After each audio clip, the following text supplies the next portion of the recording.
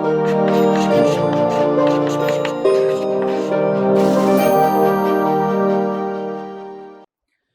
Friends, अपने अगले video में हम लोग बात करेंगे गुडविल क्या होती है, ख्याति किसको बोलते हैं। और काफी इंटरेस्टिंग है। थोड़ा नया तरह का कॉन्सेप्ट है। कुछ सब्जेक्टिव चीजों को हम लोग ऑब्जेक्टिफाई करने की कोशिश कर रहे हैं। क्या होता है इसका मतलब समझते हैं। तो देखो, गुडविल अभी तक जो भी हम लोगों ने अकाउंट्स पढ़े हैं उसमें डायरेक्टली कहीं पर नहीं निकल करके आ रही होती है। कंपनीज में बात करते हैं तो हम लोग प्रीमियम चार्ज किया करते हैं। ये सारी चीजें आपको कक्षा 12 की जो दूसरी किताब है उसमें पढ़ेंगे अकाउंटेंसी में। लेकिन गुडविल का मतलब क्या होता है? तो गुडविल कोई भी जैसे आपको पता होगा, जहां पर भी आप रहते हैं वहां पर कुछ कुछ दुकानें होंगी जिनका काफी नाम हो जाता है ना। कुछ ऐसे बिजनेसेस होंगे, आप जो भी साबुन खरीदते हैं तो हमेशा कोई कोई ना कोई ब्रांडेड साबुन ही खरीदते हैं, उसका कोई ब्रांड है जो आपको पता है। तो ऐसी गुडविल से होता है क्या है कि आपके द्वारा जो भी आपका सामान बना रहे हो या जो भी सेवाएं दे रहे हो, उसको खरीदने के लिए जो मांग है वो काफी स्थिर हो जाती है ना। कि मांग खत्म नहीं हो जाएगी, आगे वाले टाइम में भी आप पैसे कमा सकते हो। ठीक, तो कोई नया प्लेयर अगर आता है, ठीक है, जैसे मैं बताता हूँ आपको, अमूल बहुत बड़ा एक हमारे देश में प्रोडक्ट है जो मिल्क और मिल्क प्रोडक्ट्स पर काम करता है। उनका आइसक्रीम्स वगैरह बाकी सारी चीजें आती हैं। ऐसे एक नई कंपनी एंटर कर रही थी, नमस्ते इंडिया नाम की। तो नमस्ते इंडिया ने बहुत दिन एडवर्टाइजमेंट किया था। आने से पहले ही रोज न्यूज़पेपर में बड़ा बड़ा निकला करता था कि उनका जो भी अपना नाम था उसमें था गाढ़ा मजा करके लिख करके आया करता था। क्यों? क्योंकि उनको पहले लोगों के बारे में अपना नाम बताना है। तो लोग किसी भी ब्रांड को रिकॉग्नाइज करते हैं, ये इन इटसेल्फ वैल्यू लेकर के आता है, गुडविल लेकर के आता है। दूसरी चीज क्या होती है? कई ऐसे सेक्टर्स होते हैं, कई ऐसी इंडस्ट्रीज होती है जहां पर आप स्टार्टिंग में बिजनेस स्टार्ट करोगे तो आपसे कोई खरीदेगा नहीं, आपकी सामान नहीं बिक रहा होगा, काफी टाइम लगेगा आपको प्रॉफिटेबल होने में। ठीक, बहुत सारे ऐसे बिजनेसेस होते हैं। तो वहां पर यह माना जाता है कि अगर किसी चलते फिरते बिजनेस में जिसमें ऑलरेडी प्रॉफिट हो रहा है, उसमें हम किसी पार्टनर को लेकर के आए हैं, तो उस पार्टनर से हमें कुछ एडिशनल पैसे लेने चाहिए। क्यों? क्योंकि अगर वो बिजनेस शुरुआत करने में आया होता तो उसको उतना प्रॉफिट नहीं हो रहा होता, है ना। तो क्योंकि अब तो अच्छा खासा बिजनेस चल रहा है तो वहां पर हमें प्रॉफिट हो रहा है, तो इस वजह से भी लोग क्या करते हैं, गुडविल उसको कैलकुलेट करने की कोशिश करते हैं।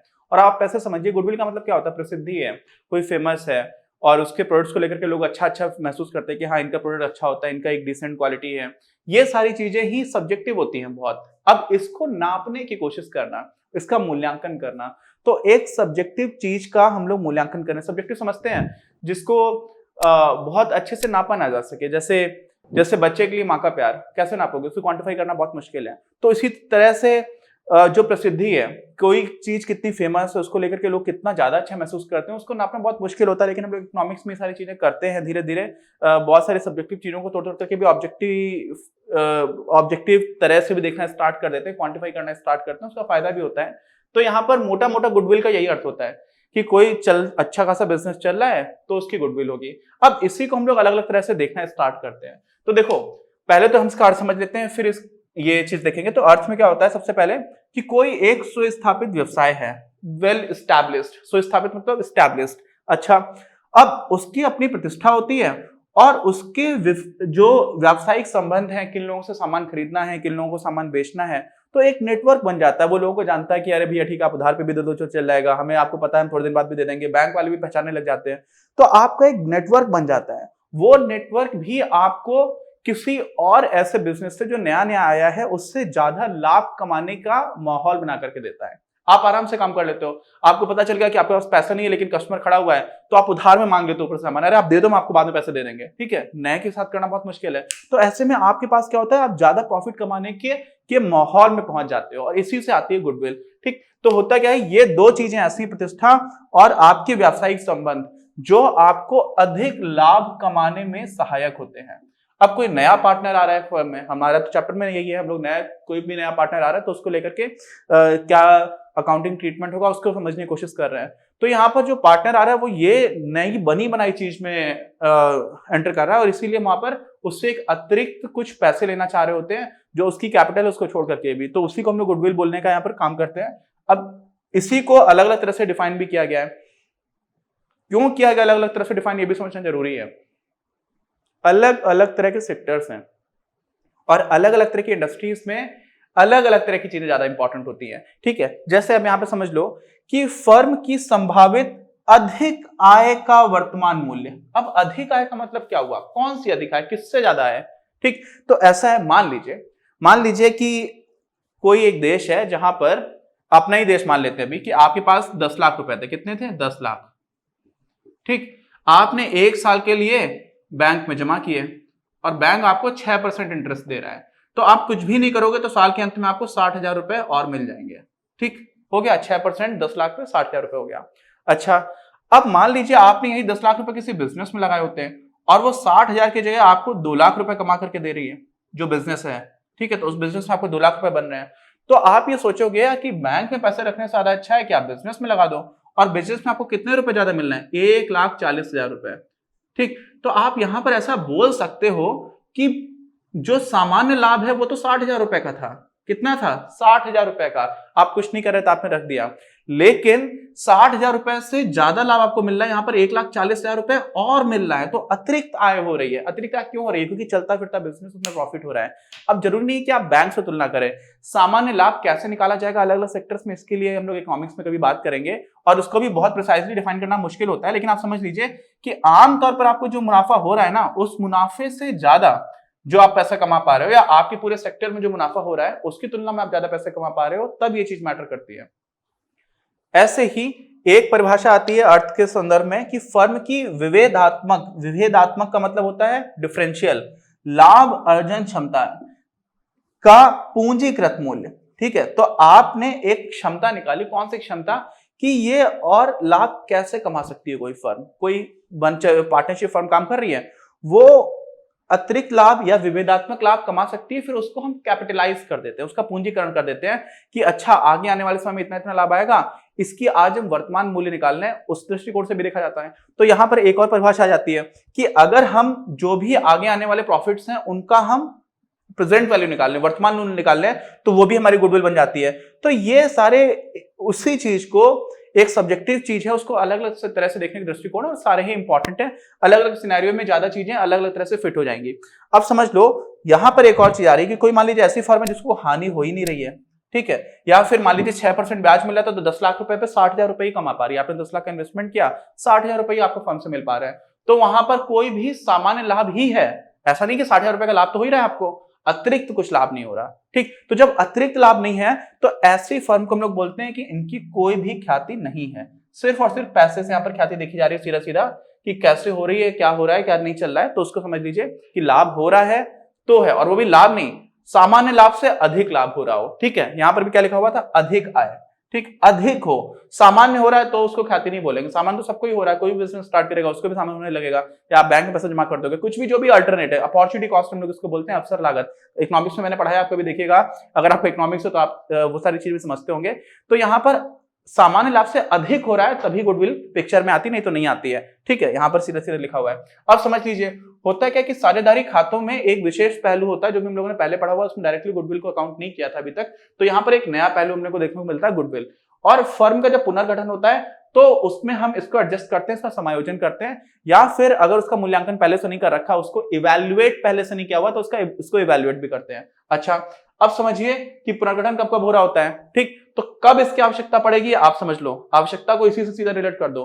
तो जब भी फर्म का पुनर्गठन होगा, ठीक है, पुनर्गठन कब कब होता है? जब नया प्रॉफिट शेयरिंग रेशियो में निकालना होता है, नया लाभ विभाजन अनुपात, या फिर कोई नया साझेदार हमारे यहाँ पर आ रहा है तो नए साझेदार का प्रवेश है, या फिर किसी साझेदार की सेवानिवृत्ति रिटायरमेंट है, या फिर किसी की डेथ हो जाती है, किसी की मृत्यु हो जाती है। तो ये 4 सिनेरियो तो सीधे सीधे फर्म के पुनर्गठन वाले हो गए। अब एक होता है कि फर्म को हम डिसॉल्व कर रहे हैं, क्या कर रहे हैं? डिसॉल्व कर रहे हैं, बंद कर रहे हैं।